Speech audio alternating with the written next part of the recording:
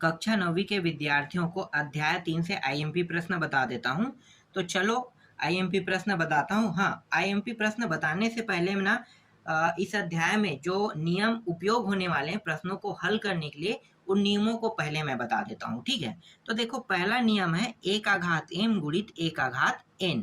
अगर इस तरह से दोनों मान सेम हो और गुणा में हो तो घात क्या होते हैं, जुड़ जाते हैं, m प्लस n इस तरह से। इसी का अगर मैं भाग कर दूं दोनों को, a का घात m अपान a का घात n, तो घात क्या हो जाएगा, घट जाएगा, m माइनस n। तीसरा नियम देखो, a का घात m दिया है और कोष्टक के अंदर दिया है। ठीक है, अब कोष्टक के बाहर में भी घात है, तो इस तरह से अगर फॉर्म आपको देखने को मिलेगा तो दोनों घात क्या हो जाएंगे, गुणा हो जाएगा। ठीक है, तो m इंटू n बन जाएगा। चौथा नियम देखो, ए बी इस तरह से दिया है, कोष्टक क्या है अंदर और कोष्टक के बाहर में, मतलब जो घात है कोष्टक के ऊपर जो घात लगा है वो m है। तो ये m क्या दर्शा रहा है, ये m दर्शा रहा है कि ये जो घात है ना वो a का भी है और b का भी है। इसे हम लिखते कैसे हैं, a का घात m गुणित b का घात n। चौथा नियम समझ में आ गया। पांचवा नियम देखो, पांचवा नियम क्या कह रहा है, a अपान b इस तरह से लिखा हुआ है। ठीक है, मतलब ये भाग के रूप में है और जो कोष्टक दिया है इसके ऊपर में घात लगा है m। तो ये घात क्या बता रहा है, ये भी वही बता रहा है, इन दोनों का घात है, ये a का घात m है और b का घात भी m ही होगा। छठवां नियम देखो, a0 बराबर 1, तो a का घात 0 है, इसका मतलब क्या है, कोई भी मान रहे। ठीक है, कोई भी मान रहेगा, अगर घात उसका 0 है तो उसका उत्तर कितना प्राप्त होगा, 1 प्राप्त होगा, ये बता रहा है ये। सातवां नियम देखो, a का घात माइनस m दिया है, अगर मुझे माइनस m जो दिया है ना यहाँ से माइनस m में, ठीक है माइनस दिया है, उसे मुझे हटाना है, तो 1 अपान a का घात m इस प्रकार से मैं लिखूंगा। आठवां देखो, आठवां नियम a का घात m, अगर इसमें मुझे माइनस लगाना है तो 1 अपान a का घात माइनस m इस प्रकार से मैं लिखूंगा। समझ में आ गया आपको सभी नियम। ठीक है, अब इन्हीं 8 नियमों का उपयोग करके प्रश्न को बनाएंगे। तो चलो देखते हैं, पहला प्रश्न क्या है, मान ज्ञात कीजिए कह रहा है। ठीक है, मान ज्ञात करना है, तो मान ज्ञात करना है तो यहाँ पे -3 दिया है कोष्टक के अंदर और उसका घात दिया है 4। फिर यहाँ पे देखो 5 अपान 3 और यहाँ पे कितना दिया है, घात दिया है 4 दिया है। ठीक है, हल करते हैं। तो जब हल करेंगे तो यहाँ पे देखो इसमें माइनस लगा है, लेकिन यहाँ पे जब हल हुआ है तो 3 का घात 4 बन गया, माइनस हट गया। माइनस क्यों हटा, पता है किसी को, नहीं पता है ना, तो चलो मैं आपको थोड़ा सा समझा देता हूँ माइनस हटने का कारण। देखो यहाँ पे मैं आपको दिखाता हूँ सम विषम नियम। ठीक है, ये सम है और विषम है। घात अगर सम में हो 2 4 6 8 तो उत्तर प्लस में प्राप्त होगा, और घात अगर विषम हो 1 3 5 7 9 तो उत्तर माइनस में प्राप्त होगा। ठीक है, जैसे कि यहाँ पे -3 दिया है ना, तो मान लो माइनस बस को देखो, अभी आपको ये तीनों नहीं देखना है। ठीक है, माइनस बस को देखो तो माइनस में प्राप्त होगा। तो घात को ध्यान दो, घात कहाँ पे है भाई, यहाँ पे ना, घात किस में लगा है, सम में है कि विषम में, सम में है, तो इसका उत्तर किस में प्राप्त होगा, सम में, इसीलिए यहाँ पे डायरेक्ट 3 का घात 4 लिख दिया गया है। समझ में आ गया। चलो अब यहाँ पे देखो, इसे a या इसे b मान लो, ठीक है, और इसे m मान लो, तो m जो है अंदर जब गुणा होगा 5 का घात 4 और 3 का घात 4 इस तरह से बनेगा, बिल्कुल बनेगा। ठीक है, अब देखो ये भी 3 है, ये भी 3 है, ये 3 ऊपर में, ये 3 नीचे में, मतलब ये एक दूसरे को ये भाग कर रहा है, समझो ना, भाग कर रहा है। अगर दोनों मान बराबर हो तो घात क्या होता है, भाग करने पर घट जाता है। तो 3 का घात 4 ऊपर जाके क्या हो जाएगा, ये माइनस हो जाएगा, नीचे वाला 4 ऊपर जाके माइनस, तो 4 माइनस 4 हो गया, गुणित 5 का घात 4, 3 का घात कितना बचेगा, दोनों घट के 0 आ जाएगा, और गुणित 5 का घात 4। अब यहाँ पे देखो 3 का घात 0, इसका मतलब क्या है, मैंने क्या बताया था, किसी का भी घात 0 हो उत्तर कितना होगा 1, और 5 का घात 4 मतलब 5 बार आपको गुणा, 4 बार गुणा करना है 5 को, 5 पंचे 25, 25 पंचे 125, 125 पंचे 625, उत्तर आ गया आपका 625। समझ में आया। चलो दूसरा प्रश्न देखते हैं। देखो दूसरा प्रश्न कैसे हल होगा, यहाँ पे मान ज्ञात कीजिए कह रहा है। ठीक है, अब इसे मैं हल करके आपको बताता हूँ, क्योंकि बिना हल करे ना ये आपको समझ में नहीं आएगा। ठीक है, इसे हम कैसे लिख सकते हैं, तो मैं पहले आपको हल करके ही बता देता हूँ, ज़्यादा आसान रहेगा। 5 का घात 3 भागित 5 का घात -7, ठीक है, इस तरह से दिया हुआ है। इसे हम लिख कैसे सकते हैं, तो देखो घात किस में है, 3 में है ना, विषम में है, तो मतलब क्या है, -5 की घात 3, इस तरह से। या जब बाद में हमें प्रॉब्लम होगा ना, तो हम इस प्रॉब्लम को सॉल्यूशन करने के लिए मैं इसके साथ एक छोटा सा ट्रिक कर लेता हूँ। ट्रिक क्या करूँगा कि इसके साथ 1 का गुणा हुआ है, बिल्कुल, तो 1 -1 इस तरह से मैं कोष्टक में से रख लेता हूँ। ठीक है, अब कहीं पे भी गलती नहीं होगा, ठीक है, कहीं पे भी गलती नहीं होगा। कई लोग ना इस तरह से ट्रिक को अवेलेबल मतलब सही नहीं ठहराते हैं, ठीक है, तो सही नहीं ठहराने का कारण मैं आपको बता देता हूँ। देखो, ये जो मैं आपको बता रहा हूँ यहाँ पे -1 कैसे आया, तो इसका जो उत्तर है माइनस में प्राप्त होगा, इसको हल करोगे तो माइनस में। तो मैंने क्या किया, मुझे पता है कि घात 3 है मतलब माइनस में रहेगा, तो मैंने क्या किया, माइनस को बाहर निकाल लिया। ठीक है, अगर आप ऐसा नहीं करना चाहते तो आप ऐसा भी लिख सकते हो, 5 का घात 3, इस तरह से भी लिख सकते हो, क्योंकि मैंने बताया था ना, घात विषम होने पर उत्तर किस में आएगा, माइनस में। ठीक है, इस तरह से लिख सकते हो, लेकिन ये थोड़ा सा डाउटफुल करेगा, तो डाउट को हमें क्लियर करना है। तो डाउट को क्लियर करना है तो मैं क्या करूँगा, मैं -1 को ना इस तरह से लिख लूँगा। ठीक है, हर में ऐसे ही करेंगे तो आसान हो जाएगा।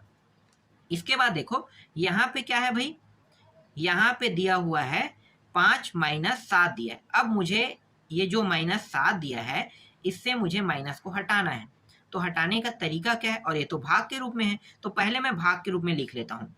5 का घात कितना दिया हुआ है, 5 का घात -7, मतलब ये घात जो है इसके साथ इस तरह से गुणा में होगा। ठीक है, इसे अभी ऐसे ही कर लो। ठीक है, इस तरह से हम इसे लिखेंगे। लेकिन जब मैं माइनस को हटाऊंगा, या फिर चलो रहने दो, माइनस को नहीं हटाते हैं, ठीक है, सीधा हल करते हैं। तो यहाँ पे ऊपर में है -1 दिया हुआ है, यहाँ पे 5 का घात 3 है, और ये वाला भी 5 है, ये वाला 5 है, दोनों 5 है। ठीक है, 5 है, तो नीचे वाला 5 में जो घात यहाँ पे 7 दिया है, वो क्या होगा, ऊपर वाले के साथ घट जाएगा, तो घटाएंगे तो ये माइनस हो जाएगा, और यहाँ पे क्या दिया है, -7, इस तरह से। समझ में आ गया? ठीक, तो यहाँ पे मैं लिखूंगा -1 को इसके साथ लिखूंगा, और ये हो जाएगा 5 का घात कितना है, 3, माइनस माइनस प्लस ये 7।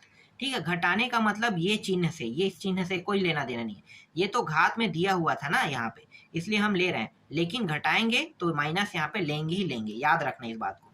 माइनस माइनस प्लस 7 आ गया। नियम कौन सा लगा है पता है आपको? नहीं पता है तो मैं बता देता हूँ, a का घात m अपान a का घात n, यहाँ पे a m - n, यही नियम लगा है। आप बता सकते हो कि इस नियम के तहत हम प्रश्न को हल कर रहे हैं। ठीक है, यहाँ पे -1 को आप लिख लो, कितना होगा, 5 और 3 10, घात हो गया 10। अब 5 को 10 बार गुणा करोगे कितना आएगा, 5 को जब मैं 10 बार गुणा करूंगा तो इसका जो उत्तर आएगा, मैं देख लेता हूँ, मुझे भी पता नहीं है, यही आएगा। ठीक है, तो इसे आप डायरेक्ट लिख लो, गुणा करोगे तो 97 65 625। ठीक है, अब माइनस का अंदर गुणा कर दो, तो माइनस का गुणा करेंगे तो ये माइनस में आ गया मान, 97 65 625, ये रहा आपका आंसर। समझ में आया? ये आसान ट्रिक है। ठीक है, जो मैं आपको बता रहा हूँ ये सबसे आसान ट्रिक है। कुछ लोग कहते हैं ना कि ये जो फार्मूला हम उपयोग करते हैं तो सर इसी के उपयोग से बताओ, क्योंकि कई स्कूलों में बिना फार्मूला के एक्सेप्ट नहीं करते हैं, तो मैंने यहाँ पे फार्मूला यूज किया, बता दिया। लेकिन देखो गाइड में कौन सा यूज किया, ये वाला, तो जरूरी नहीं है कि आप इन्हीं के फार्मूला को यूज करो। ठीक है, अपने तरीके से शॉर्टकट तरीका यूज करने के लिए आप उन 8 फार्मूलों में से किसी भी फार्मूला का उपयोग कर सकते हो, अगर वो यूज हो रहा है तब। समझ में आ गया? तो मैंने आपको दिखा दिया कैसे यूज हुआ है फार्मूला। देखो, अब आते हैं तीसरा प्रश्न में। तीसरा को भी मैं आपको बताता हूँ कैसे हल होगा। ठीक है, चलो देखते हैं क्या है। ये सब आईएमपी प्रश्न है ना, मैं आपको जो बता रहा हूँ। ठीक है, तीसरा प्रश्न में देखो, प्रश्न मैं पहले लिख लेता हूँ, -4 का घात 3 गुणित -2 का घात -3 दिया हुआ है, इस तरह से। ठीक है, अब इसे हल करते हैं, तो कैसे हल करोगे, देखो गुणा है ना, हाँ ठीक है। ठीक है, तो इसे हल करेंगे तो यहाँ पे ये हो जाएगा, घात किस में है भाई, विषम है, मतलब मैं यहाँ पे -1 अपनी सहूलियत के लिए निकाल लेता हूँ। अब 4 को लिख लेता हूँ इस तरह से, बिल्कुल लिख सकता हूँ क्योंकि घात किसमें है, विषम में, तो माइनस में ही मान आएगा, तो बाद में हम इस -1 का यूज करेंगे, ठीक है। इसके बाद यहाँ पे गुणा है, अब यहाँ पे देखो माइनस लगा है, ठीक है, किसमें लगा है, घात में। अगर मैं घात से माइनस को हटाना चाहूँ तो मैं इसे कैसे लिख सकता हूँ, इस प्रकार से लिख सकता हूँ। तो अब घात से क्या हो गया, माइनस हट गया, ठीक है। ये कौन सा नियम लगा है पता है, चलो मैं आपको बताता हूँ, a का घात माइनस m, इस नियम का उपयोग करेंगे तो 1/a का घात m, ये नियम मैंने अभी उपयोग किया है, समझ में आ गया। आगे हल करो अब, तो यहाँ पे -1 और 4 का घात 3 गुणित, अब यहाँ पे कितना दिया हुआ है 1/, यहाँ भी क्या होगा भाई, देखो माइनस लगा है और घात किस में है, 3 है, तो मतलब यहाँ भी 1 बाहर निकाल लेता हूँ और 2 का घात 3 इस तरह से लिख सकता हूँ, ठीक है। यहाँ पे ऊपर और नीचे में माइनस माइनस दिया है, ठीक है, -1 है और -1 है, तो कट गया, काट देते हैं यहीं से, ठीक है, ऊपर नीचे के थ्रू काट देते हैं, ये ज़्यादा आसान है।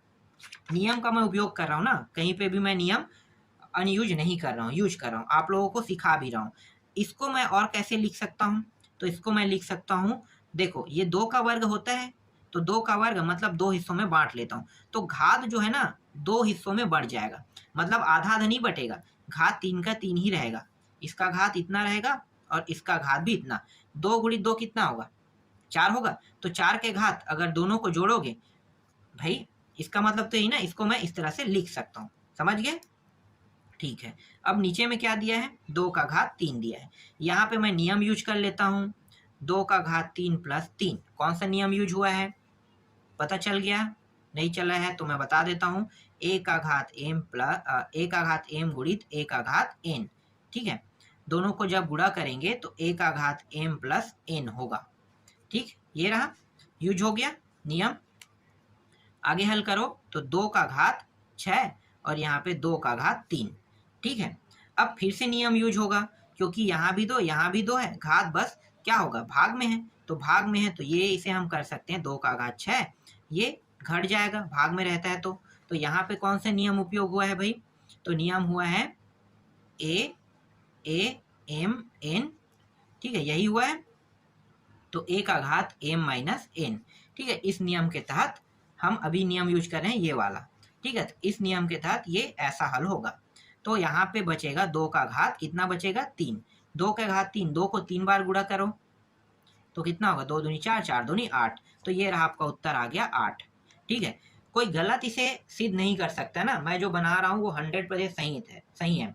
कुछ विद्यार्थी यहाँ पे आएगा और कह रहे सर हमारे जो टीचर है ना आपके द्वारा बनाए गए प्रश्नों को गलत कहता है, भाई साबित करके बताओ अगर गलत है तो, अगर मैंने कहीं पे गलती से गलत हल किया है तो ये उत्तर कहीं किसी भी कंडीशन में 8 नहीं आएगा, याद रखना, कोई भी कंडीशन में 8 नहीं आएगा, ये 100% सही है, ठीक है। तो कई टीचर जो है ना अपने हिसाब से सॉल्व कराते हैं, मैं ये नहीं कहता हूँ कि टीचर अच्छे नहीं होते हैं, पढ़ाना नहीं आता है, हो सकता है कि वो जो बता रहे हैं वो अपने तरीके से बता रहे हैं, उनको अच्छा लगता है अपना तरीका, कई टीचरों को अपने तरीके से ही बताते हैं ना, तो अपने तरीकों को लोग बहुत अच्छा मानते हैं, दूसरे के तरीकों को ना वो लोग फॉलो नहीं करते हैं, तो ऐसा भी कुछ गुरुजी होते हैं, तो लेकिन ये सॉल्यूशन गलत नहीं है, अगर गलत है तो इस वीडियो को दिखा देना कि अब बताओ सर ये गलत कैसे हुआ, मुझे बताओ कि ये चीज़ आप जो बताना चाहते हो यहाँ पे गलती कहाँ पे किया है, इन्होंने गलती किया है तो मैं उस सर से बात करना चाहूँगा, कमेंट करो मुझे, मेरा टेलीग्राम पेज में भी जाके आप कमेंट कर सकते हो, वहाँ तो चैट पेज ऑन है, डायरेक्ट आप कमेंट कर सकते हो, ठीक है। तो यही मैटर है कि अगर गलत है तो आप उसे पूछो कि गलत क्यों है, ठीक है, ये गलत नहीं है। मैंने आपको फार्मूला 3 बार यहाँ पे देखो चेंज हुआ है, कितनी बार, 1 बार 2 बार, ठीक है, हाँ ठीक है 2 बार चेंज हुआ है, तो 2 बार यूज कर दिया मैंने, फार्मूला यूज हुआ है, और मैंने 8 फार्मूला में से 2 फार्मूला इस प्रश्न को सॉल्व करने में यूज किया है। अब बताओ गलत कहाँ पे है, ठीक है। अगर कोई गलत साबित करता है तो बिल्कुल पूछना अपने सर गुरुजी से या मैडम से, जो भी गलत कह रहा है। आगे देखो, इसके बाद देखो चौथा प्रश्न, निम्नलिखित में से प्रत्येक का मान ज्ञात कीजिए कह रहा है, ठीक है। तो क्या इसमें हम फार्मूला उपयोग कर सकते हैं, मुझे तो लग नहीं रहा है इसमें फार्मूला उपयोग करने का, ठीक है, डायरेक्ट सॉल्यूशन करेंगे तो आ जाएगा, ठीक है, तो डायरेक्ट हल करते हैं। देखो 243 दिया हुआ है, 1 का घात 1/5 इसका घात दिया है। तो मुझे क्या करना है, ये जो 5 दिया है ना नीचे में, इसे मुझे हटाना है, तभी मेरा प्रश्न सॉल्व हो पाएगा। तो मुझे पता है कि 243 का गुणनखंड कितना होता है। गुणनखंड आप जानते हो? नहीं जानते हो ना?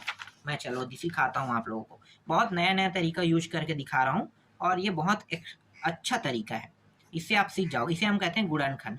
ये 2 से नहीं जा रहा, सबसे छोटे संख्या से पहले हम इसको क्या करेंगे, भाग देके देखेंगे। तो 2 से तो नहीं होगा, सबसे छोटी संख्या क्या है, 2 है। 1 से कभी नहीं करते हैं, हमेशा 2 से शुरू करते हैं। तो 2 से नहीं होगा क्योंकि पीछे में विषम संख्या है। तो ये 3 से हो रहा है, तो 3 से पहले करेंगे। तो 3 अट्ठे 24, 3 एकम 3, फिर ये 3 से जाएगा। ठीक है, एक बार 3 से गया मतलब हर बार मैं 3 से करके देखूंगा, 3 से नहीं जाएगा तब मैं बढ़ाऊंगा ना। तो 3 से ये जा रहा है, तो 3 दूनी 2 1, 3 सत्ते, फिर 3 से जाएगा तो 3 निया, फिर 3 से जा रहा है, 3 तिया, फिर 3 एकम, 1 2 3 4 5, कितने बार गया, 5 बार। तो देखो यहाँ पे 1 2 3 4 5, 5 बार मैंने इसे इस तरह से लिख लिया। ठीक है, अब इसे मैं कैसे लिख सकता हूँ, 3 का घात 5 लिख सकता हूँ, बिल्कुल लिख सकता हूँ, 3 का घात 5। अब यहाँ पे देखो 3 का घात 5 है और 1/5 है, तो यहाँ पे कौन सा नियम लगा है पता है आपको? नहीं ना। तो देखो अब मैं बताता हूँ, 3 का घात 5, ठीक है, या फिर इसे हम ऐसे लिख सकते हैं, a का घात m, नियम देखो, और n इस तरह से है। ठीक है, यही नियम यहाँ पे उपयोग हुआ है, a का घात m और कोष्टक के बाहर, कोष्टक के ऊपर में n इस तरह से लगा हुआ है। तो ये जो a है वो तो 3 है। ठीक है, देख लो, एक सेकेंड, कहाँ पे, हाँ यहाँ पे 3 है, और यहाँ पे 5 जो है m है, और n क्या है, 1/5 जो है m है, इस तरह से दिया हुआ है। ठीक है, जब मैं इसे हल करूंगा तो क्या होगा, घात घात क्या होता है, गुणा हो जाता है ना, मैंने बताया था घात क्या होता है, गुणा हो जाता है, 1/5। तो यहाँ पे 5 और 5 क्या हो गया, कट गया ना, ये ऊपर में नीचे में है, कट गया। तो 5 का घात कितना बचा, 1, 5 का घात 1, मतलब उत्तर आएगा 3 आपका, यही आंसर है। देखो इजी स्टेप है, मैंने पूरा सॉल्यूशन सूत्र लगा के भी कर दिया। ठीक है, सूत्र लगाने की जरूरत नहीं है, फिर भी मैंने सूत्र लगा दिया। ठीक है, अब यहाँ पे देखो इसको कैसे हल करोगे। तो यहाँ पे आपको पता है, पहले सबसे छोटे संख्या से हम क्या करेंगे, गुणनखंड करेंगे। तो 2 से तो नहीं जाएगा क्योंकि पीछे में 5 है, 5 होने का मतलब सिर्फ 5 से ही भाग जा सकता है। तो 5 से भाग किया गया है, तो 6 बार में ना पूरी तरह से कटा है। जैसे कि ये हल हुआ है ना, वैसे ही ये भी गुणनखंड हुआ, ऐसे ही गुणनखंड ये भी हुआ है। ठीक है, तो 6 बार ये 6 बार जो है गया है 5 से। ठीक है, तो देखो 5 गुणित 5, 5 5 5, तो 5 का घात कितना होगा, 6, 5 का घात 6। तो यहाँ पे 6 और 6 कट जाएगा, जैसे कि यहाँ पे कटा है, फिर 5 आ जाएगा। सेम यही नियम लगा है, a का घात m और कोष्टक के ऊपर में क्या, n। इसका मतलब क्या होता है, इसका मतलब होता है a m n, यही इसका नियम है। ठीक है, ये नियम आपको समझ में आ गया। चलो आगे देखते हैं। अब इसके बाद देखो 5वां प्रश्न। ठीक है, 5वां प्रश्न देखो, निम्नलिखित को सरल कीजिए कह रहे हैं। ठीक है, निम्नलिखित को सरल करना है। तो यहाँ पे 23 दिया है, 23 के ऊपर घात लगा है 1/2 और 23 के ऊपर 3/2 लगा है। ठीक है, अब देखो इसे अगर आप a मानोगे, इसे आप a मानोगे, दोनों a है, सेम टू सेम है, मतलब a रहेगा। तो गुणा के रूप में है तो क्या होता है, घात क्या होता है, जुड़ जाता है। ठीक है, तो यहाँ पे नियम कौन सा लगा है, इसमें बताया तो नहीं, मैं आपको बता देता हूँ नियम लगा के। यहाँ पे नियम जो उपयोग हुआ है वो हुआ है ए एम गुणित ए एन बराबर ए एम प्लस एन, यही नियम उपयोग हुआ है। बिल्कुल, तो देखो हर पहले आपको जब भी जोड़ोगे या घटाओगे तो हर को देखोगे बराबर है कि नहीं। तो यहाँ भी दो, यहाँ भी दो, अब आसानी से हल हो जाएगा। ठीक है, तो ऊपर के मान जुड़ गया, नीचे के मान को हम एक बार लिखते हैं। तो 4/2 आ गया यहाँ पे। ठीक है, 4/2, तो 2 एकम 2 दूनी, ये कट गया, 2 बार में 23 का घात कितना हो गया, 2। 23 को 2 बार इस तरह से हल करेंगे तो 529 आ जाएगा। समझ में आ गया। चलो आगे देखो, दूसरा प्रश्न देखो, 11 4/3 गुणित 11 5/3। ठीक है, यहाँ भी देखो सेम है, क्या होगा, यही नियम यहाँ भी लागू होगा। ठीक है, देखो यहाँ पे बता दिया गया है नियम को।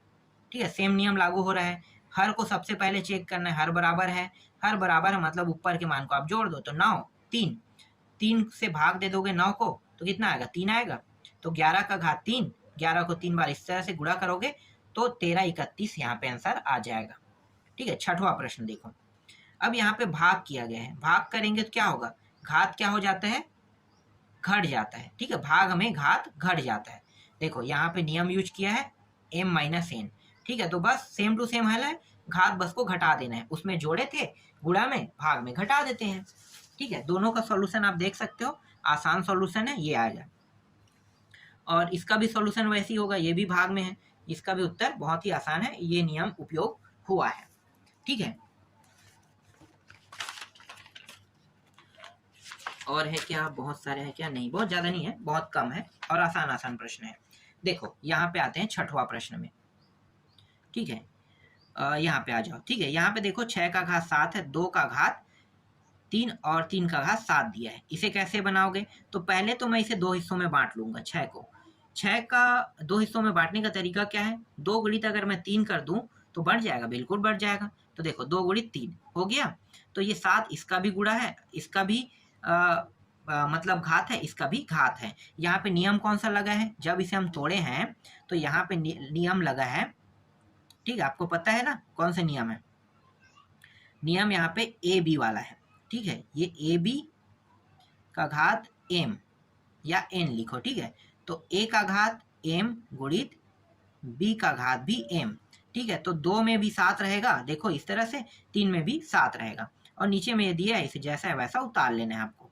ठीक है, अब देखो 3 का घात 7 और 3 का घात 7 यहाँ पे है, तो मैं क्या करूंगा, या तो मैं 3 को एक साइड ले जाऊंगा, दोनों यहाँ पे देखो 2 का घात 2 में और 3 में दोनों संख्या सेम है, तो इसको मैं कैसे लिख सकता हूँ, यहाँ पे ध्यान से देखना। देखो 7 और भाग में है तो क्या हो जाएगा, घट जाएगा, 3 इस तरह घटाएंगे, 3 7 और 3 7, तो यहाँ भी घात घट जाएगा, ये नियम उपयोग हुआ है। ठीक है, तो इसका मान 0 प्राप्त होगा घात में, और इसका मान जो घात है वो 4 प्राप्त होगा। तो इसके पूरे मान को, घात किसी का भी 0 हो, मान कितना आता है 1, तो 2 का घात 4, इसका मतलब क्या है, 2 दूनी 4, 4 दूनी 8, 8 दूनी 16, 16 एकम 16। ठीक है, तो ये 16 प्राप्त हुआ है आंसर, समझ में आ गया। चलो आगे दिखाता हूँ। देखो ये वाला प्रश्न, ये ना वार्षिक पेपर में आता है प्रश्न, 6 नंबर में वार्षिक पेपर में आता है, इसे आईएमपी में टिक कर लेना, ये वार्षिक पेपर का क्वेश्चन है। ठीक है, तो वार्षिक पेपर में भी आया होगा, फिलहाल बोर्ड ने जो प्रश्न पत्र बनाया था उसमें ये प्रश्न था, 6 नंबर में आया भी था, लेकिन लीक होने की वजह से क्या हो गया कि ये हट गया था। तो आपके स्कूल के द्वारा जब बनाया गया पेपर ना, तब ये प्रश्न नहीं होगा उसमें, लेकिन ये 6 नंबर का है, अगर वापस बोर्ड पेपर लेगा तो इसे 6 नंबर के प्रश्न में देगा ही देगा। तो इसे अच्छे से देख लो कैसे हल होगा। देखो यहाँ पे इस तरह से दिया है, प्रश्न को पहले उतारो और हमें राइट हैंड साइड सीध करना है। ठीक है, तो लेफ्ट हैंड साइड को लेकर चलेंगे, तो यहाँ पे एक्स ए माइनस बी, ठीक है, और यहाँ पे घात दिया है, तो आपको पता है कि ये दोनों मान बराबर होते हैं, तो घात क्या होता है, भाग में है ना, तो घात घट जाएगा, घटा दिए, सभी में ऐसा हुआ है, देखो तीनों में।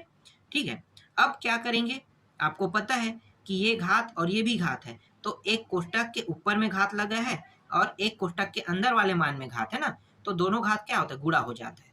देख लो, तो गुणा करेंगे और इस नियम के तहत यहाँ पे जो उपयोग हुआ है ना, ये नियम लगा है, ये नियम के तहत हल हुआ है। नियम समझ में आ गया होगा। ठीक है, अब इन दोनों का गुणा करेंगे, देख लो, तो ये ए क्या हो जाएगा, ए वर्ग, बी भी वर्ग हो गया। सूत्र आपको पता है ना, नहीं पता है तो मैं बता देता हूँ, ए माइनस बी और ए प्लस बी, अगर दोनों को गुणा करोगे तो इसका उत्तर होगा ए का वर्ग माइनस बी का वर्ग। तो देखो ए माइनस बी और ए प्लस बी गुणा हुआ, तो इसका उत्तर ये प्राप्त हुआ है। इसी तरह से यहाँ पे बी माइनस सी और बी प्लस सी दोनों गुणा होकर इस तरह से ये मान प्राप्त हुआ है। ठीक है, नियम यहाँ पे आप देख सकते हो, इस नियम के तहत। ठीक है, अब यहाँ पे क्या करेंगे, ये भी x, ये भी x, ये भी x, और सभी गुणा में है, तो क्या हो जाएगा, जुड़ जाएगा। ठीक है, तो a का वर्ग माइनस b का वर्ग, इसके बाद प्लस b का वर्ग माइनस c का वर्ग प्लस c का वर्ग माइनस a का वर्ग। तो a वर्ग माइनस प्लस कट गया, ये भी माइनस प्लस कट गया, ये भी माइनस प्लस कट गया, मतलब सभी घात ना एक दूसरे से कट गया, तो घात कितना आ गया, 0, तो x का 0 मतलब 1, सिद्ध हुआ। चलो नेक्स्ट प्रश्न देखो। देखो यहाँ पे तीसरा प्रश्न, ठीक है, ये वाला, ये भी 6 नंबर के प्रश्न है, ये भी 6 नंबर में आते रहते हैं। ठीक है, तो इसको भी अच्छे से देखना, यहाँ पे क्या बताया गया है। तो देखो ये प्रश्न है, राइट हैंड साइड हमें सिद्ध करना है। ठीक है, यहाँ पे ये जो घात है m माइनस एन, ठीक है, तो मुझे क्या करना है, यहाँ पे इसे इस फॉर्म में लिखना है। यहाँ पे नियम लगा है ये वाला तरीके में था ना, तो मैं इसे वापस इस फॉर्म में बांट रहा हूँ। ठीक है, इसीलिए इसे इस फॉर्म में बांट दिया गया है। माइनस का मतलब है कि ये इसे भाग कर रहा था, तो भाग कर रहा था तो हम भाग करने के तरीके में इसे इस प्रकार से लिख लेते हैं, इसको भी इस तरह से लिख लेते हैं। ठीक है, यहाँ तक समझ में आ गया। जब नियम हम इस तरह से बनाते हैं तो हम इसे उल्टा भी कर सकते हैं, याद रखना इसे। अब क्या करेंगे, अब ना इसके नीचे में देखो कुछ है नहीं है, इसके नीचे में देखो कुछ है नहीं है, तो क्या करेंगे, कुछ नहीं मतलब एक है, यहाँ भी कुछ नहीं मतलब एक है, तो हर को बराबर करेंगे। तो हर को बराबर करेंगे तो इसका मैं आपको तरीका बता देता हूँ। यहाँ पे बहुत शॉर्टकट कर दिया है ना, कुछ लोगों को पता नहीं होता है कि कैसे हल होगा। देखो शॉर्टकट को अब लॉन्ग कट में करते हैं। ठीक है, मैं ये पूरा लिख लेता हूँ, 1 plus X M X N. ठीक है, फिर प्लस 1 प्लस एक्स एन और एक्स एम। ठीक है, ये है कुछ नहीं मतलब एक, कुछ नहीं मतलब एक, ये हर है, ये भी हर है। हर बराबर होना चाहिए। जब प्लस में रहता है मान तो हर को बराबर करेंगे तभी वो जुड़ेगा, या माइनस में भी रहता है तो भी हर को बराबर करना पड़ता है। ठीक है, तो हर को बराबर करेंगे तभी ये हल होगा। तो क्या करेंगे कि इन दोनों का गुणा कर देंगे।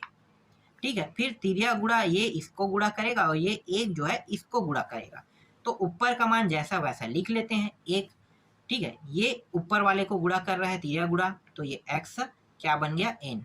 ठीक है, प्लस एक इसको गुणा करेगा तो ये बन जाएगा एक्स एम। अब इन दोनों एक साथ गुणा कर देते हैं तो इसे हम लिखते हैं इस तरह से, एक्स एन लिखेंगे। ठीक है, दोनों का गुणा हो गया। सेम प्रक्रिया यहाँ पे प्लस है, प्लस लगा दो, ऊपर को जैसा वैसा लिखो। देखो ये दोनों एक साथ गुणा होगा, ये वाला मान तिर्या गुणा इसके साथ होगा, और ये वाला एक जो है इसको ऐसे गुणा करेगा, इसका इसके साथ गुणा करेंगे तो एक्स एम प्लस एक गुणा करेगा तो ये एक्स एन आएगा। अब इन दोनों को गुणा करेंगे तो एक्स एम यहाँ पे प्राप्त होगा। यही ट्रिक है, याद रखना। ठीक है, इस तरह से। तो देखो यहाँ पे जब गुणा किया है तो ये मान प्राप्त हुआ है। ठीक है, मैंने अभी आपको दिखाया निकाल के, तो यहाँ पे आ गए। ठीक है, ये मान प्राप्त हो गया था।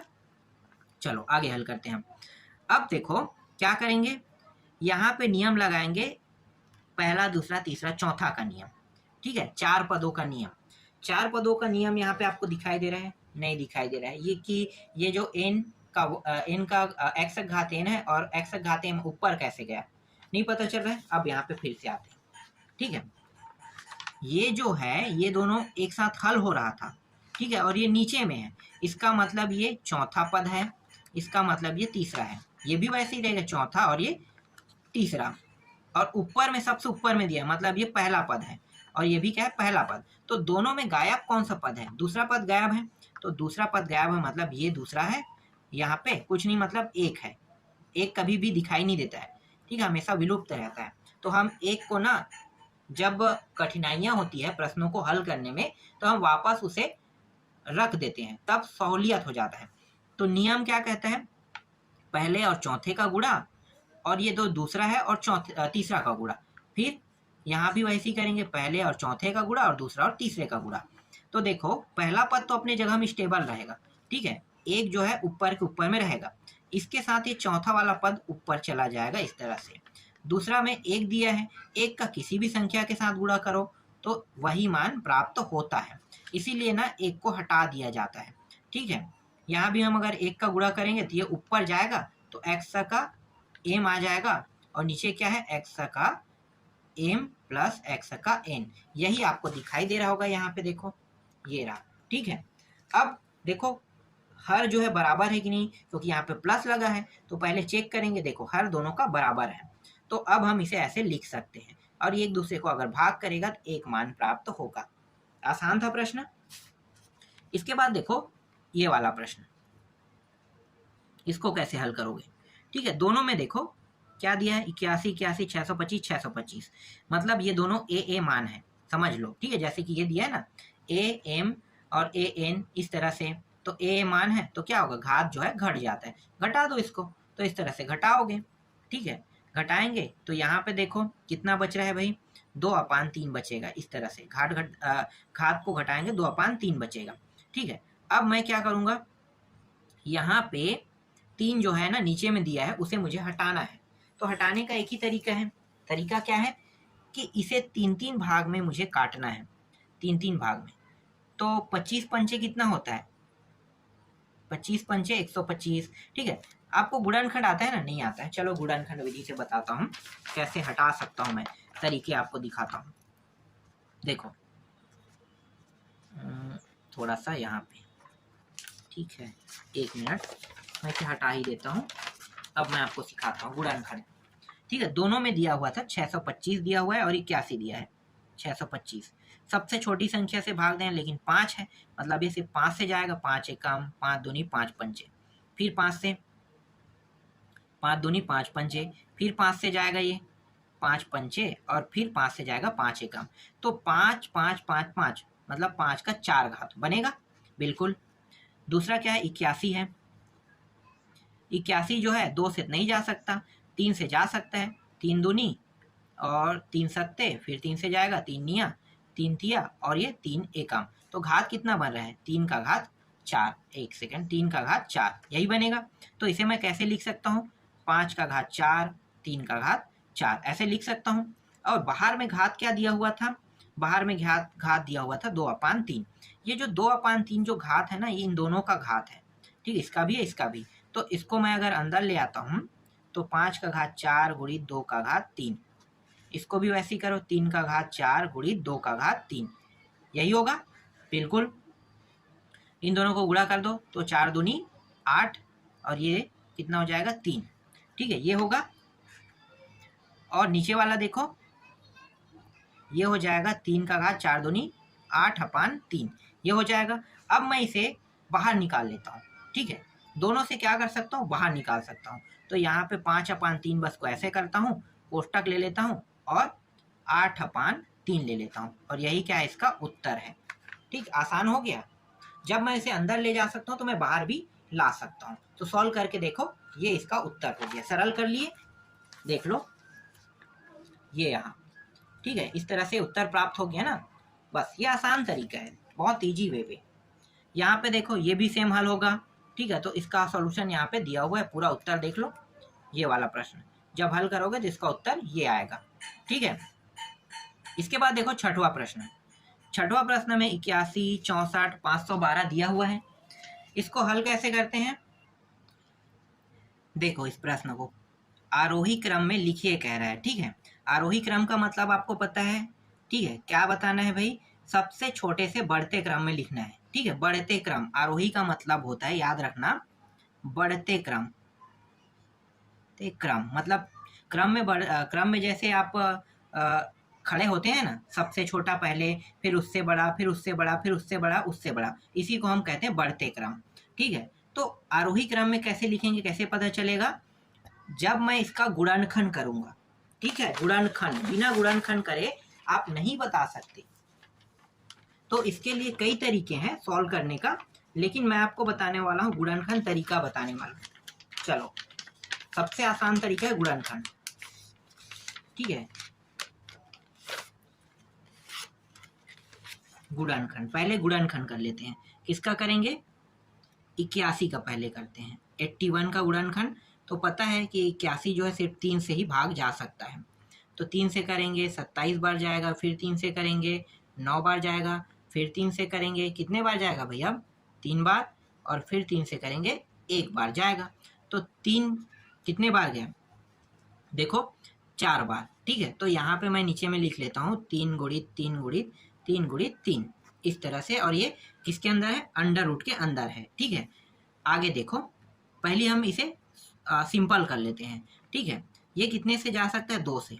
देखो ना, पीछे में क्या है? सम संख्या, मतलब 2 से जा सकता है। 2 तिया, 2 दूनी, फिर 2 से, 2 एकम, 2 छक्के, फिर 2 से, 2 अट्ठे, फिर 2 से, 2 चौके, फिर 2 से, 2 दूनी और 2 एकम। कितने बार गया? 1 2 3 4 5 6। ठीक है, तो 2 गुणित 2 गुणित 2 गुणित 2, फिर 2, फिर 2।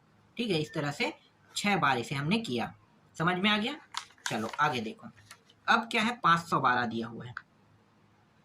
512 जो है कितने बार जाएगा? देखो, ये जा रहा है 2 से जाएगा ना, 2 दूनी 1 1, 2 पंचे 1 2, 2 छक्के, फिर 2 से 2 एकम, 2 दूनी 1 6, 2 अट्ठे, फिर 2 से 2 छक्के 2 चौके, ठीक है, फिर 2 से देखो जितने बार ये गया ना उतने बार ये जाएगा। तो मैं यहाँ से उठा लेता हूँ 64 वाले का सॉल्यूशन, ठीक है। ये 3 बार पहले लिखो, चलो 2 गुणित 2 गुणित 2 गुणित 3 बार हो गया। अब 1 2 3 4 5 6, क्योंकि यही जितने बार गया उतने बार ये फिर से जाएगा ना, तो लिख लेता हूँ मैं 2 गुणित 2 गुणित 2, फिर 2 गुणित 2 गुणित 2, मतलब टोटल 9 बार गया है, ठीक है, इस तरह से।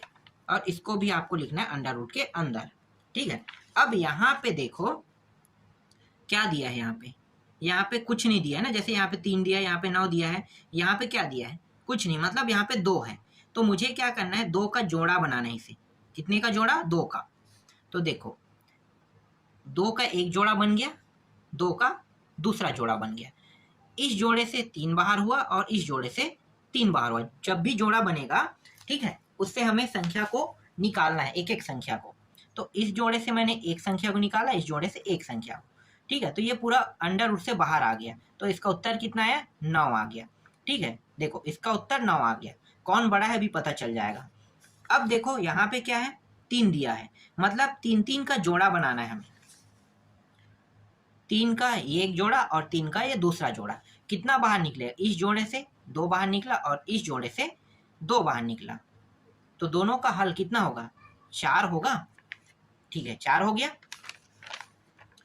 तीसरा देखो कहाँ पे है, 512, ठीक है, 512 में देखो यहाँ पे कितने घात है, 9 घात है, ठीक है, 9 घात। तो 9 घात है, तो सॉरी यहाँ पे 9 दिया है ना, ठीक है। तो 9 का एक जोड़ा बनाना है, कह रहा है किनो 1 2 3 4 5 6 7 8 9, 9 संख्या पूरा, ये 9 संख्या का एक जोड़ा बन गया। इस जोड़े से कितना निकलेगा, सिर्फ 2। अब बताओ 4 बड़ा है, 2 बड़ा है, 4 बड़ा है कि 9 बड़ा है, 9 बड़ा है ना। तो बड़े से हम छोटे के साइड में लिखेंगे, तो 2 से बड़ा 4, 4 से बड़ा 9, यही क्या है, इसका आंसर है आरोही क्रम में, ठीक है। ये तरीका सबसे बेस्ट तरीका, सबसे बेस्ट तरीका, कोई गलत साबित नहीं कर सकता। गलत साबित करेगा तो भाई उसे साबित करके बताना होगा कि ये तरीका गलत है। कहीं पे भी ले जाओ, मेरा तरीका गलत नहीं कर सकता। ये तरीका ना सबसे यूजफुल तरीका है, ठीक है। अगर आप इस तरीके का भी उपयोग करोगे तो भी आप गुणनखंड करके ना आप इसका उपयोग करोगे ही करोगे। कैसे करोगे, देखो मैं आपको बताता हूँ, ठीक है। ये तो पहला तरीका था। कई लोगों के गुरुजी सर गुरुजी जो है ना, ऐसे तरीकों का उपयोग नहीं करते हैं ना, गलत कह देते हैं। चलो भाई उनके लिए भी हम नए तरीके से सॉल्यूशन कर देते हैं, जो तरीका वो लोग अवेलेबल करते हैं ना वही। लेकिन गुणनखंड तो करना पड़ेगा भाई, ठीक है। जैसे मैंने गुणनखंड किया वो गुणनखंड आपको करना पड़ेगा। देखो एक सेकेंड मैं यहीं पे बताता हूँ। देखो मैंने क्या किया था, गुणनखंड किया था, तो कितने बार हुआ था, 4 बार, ठीक है। तो अंडर रूट में जो मान दिया है, ये जो 81, ठीक है, इसे मैं और कैसे लिख सकता हूँ, यहाँ पे 2 गायब है और अंडर रूट का मतलब होता है आधा, 1/2, ठीक है, ये आधा था, इस तरह से, ठीक है। दूसरा मान क्या है, 64 है, ठीक है। 64 में कैसे लिखोगे, 1/3 लिखोगे, ठीक है, क्योंकि यहाँ पे 3 दिया है तो नीचे में क्या आ जाएगा, 3 आ जाएगा। यहाँ पे 1/9 लिखोगे इसे, 512 1/9, इस तरह से, ठीक है। अब देखो 1 2 3 4 गया है 4 बार, तो यहाँ पे इसे मैं लिख सकता हूँ 3 का घात 4 और 1/2, इस तरह से लिख सकता हूँ, ठीक है। ये दूसरा तरीका है ना। इसके बाद देखो 64 को कैसे लिख सकता हूँ, ये 6 बार गया है, तो 2 का घात 6 1/3 ऐसे लिख सकता हूँ, इसमें भी वही उत्तर मिलेगा। और 512 को 2 का घात 9 बार गया है ना, तो 2 का घात 9 और इसे मैं लिख सकता हूँ 1/9, ठीक है। आगे हल करते हैं। देखो ये जो 1/2 है इसको अंदर गुणा करेंगे, तो 3 का घात 4 गुणित 1/2, 2 का घात 6 गुणित 1/3, 2 का घात 9 गुणित 1/9, इस तरह से। ये 9 कट गया, 3 एकम 3 दूनी 2 बार में कट गया, 2 एकम 2 दूनी कट गया, तो यहाँ पे 3 का घात 2 प्राप्त हुआ, 2 का घात यहाँ पे 2 प्राप्त हुआ और 2 बस यहाँ पे प्राप्त हुआ। देखो ये मान प्राप्त हुआ, ठीक है। इसको आप हल करें तो ये हो गया 3 तिया 9, 2 दूनी 4 और 2 यहाँ पे प्राप्त हुआ। अब इसे आरोही क्रम में जब लिखोगे, सॉरी कौन से क्रम में, हाँ आरोही क्रम में, तो 2 से बड़ा 4 से बड़ा 9, ये रहा आपका आंसर।